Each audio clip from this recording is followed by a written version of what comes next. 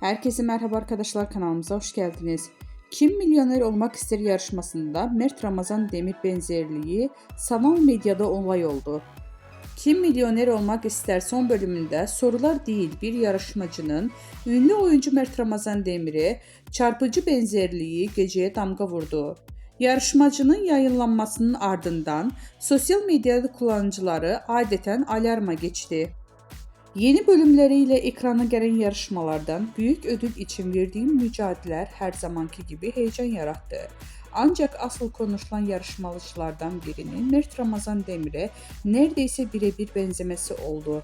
Mimikleri, duruşu, yüz hatları, bakışları seyirciler arasında büyük şaşkınlık yarattı. Kullanıcılar gerçek Mert Ramazan Demir mi yarışmada? Bu benzerlik tesadüf olamaz. İkizini bulmuşlar resmen gibi yorumlar paylaşıldı.